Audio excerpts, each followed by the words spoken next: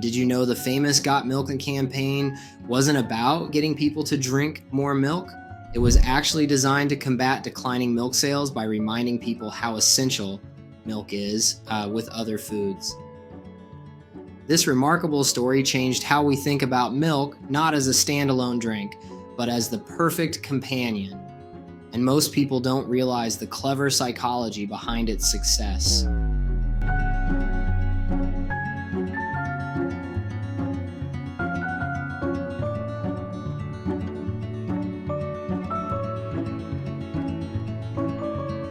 In the early 1990s, milk consumption in California had been declining for years. People were choosing soft drinks, juices, and bottled water instead. The California Milk Processor Board needed a way to reverse this trend and make milk relevant again. Previous milk campaigns had focused on health benefits. Milk, it does a body good, but these weren't working. They needed a fresh approach. Here's where the marketing brilliance begins. The agency Goodby, Silverstein Partners conducted research and found that people rarely drank milk on its own. They usually drank it with something else, like cookies, cereal, or cake. What's particularly clever is that they shifted the focus from promoting eat milk to highlighting the deprivation of not having it when you need it most. The ads showed people in situations where they desperately needed milk to wash down sticky or dry food, but had run out. Something you might not realize, the famous milk mustache ads featuring celebrities weren't part of the original California campaign. They were created later for a national campaign by a different organization, Milk Peps. Although they built on the success of Got Milk, the psychological insight was remarkable. They tapped into the frustration and inconvenience of running out of a staple product, creating a sense of urgency and reminding people to keep their fridge stocked. The outcome was astonishing.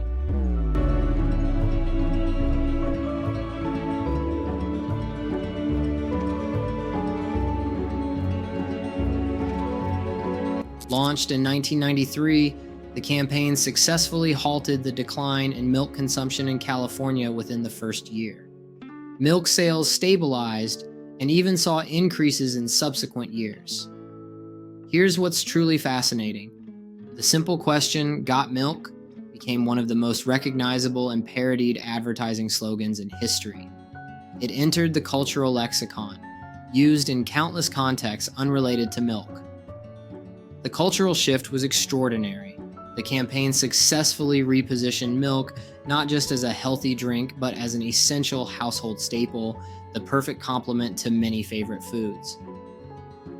This marketing campaign didn't just sell milk, it fundamentally changed how people perceive the product's role in their daily lives by focusing on usage occasions rather than inherent benefits. But the story's influence extends far beyond milk.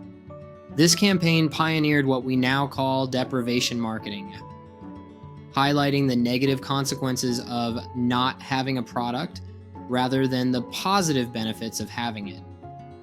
Something most advertising discussions overlook, the campaign's focus on complementary usage, milk with cookies, inspired countless other campaigns that position products as essential partners to other items or activities.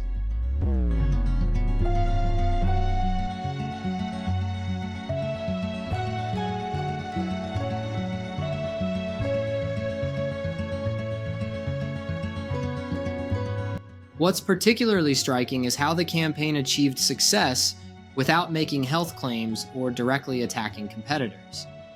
It simply reminded people of a familiar experience, the frustration of running out of milk at the wrong moment.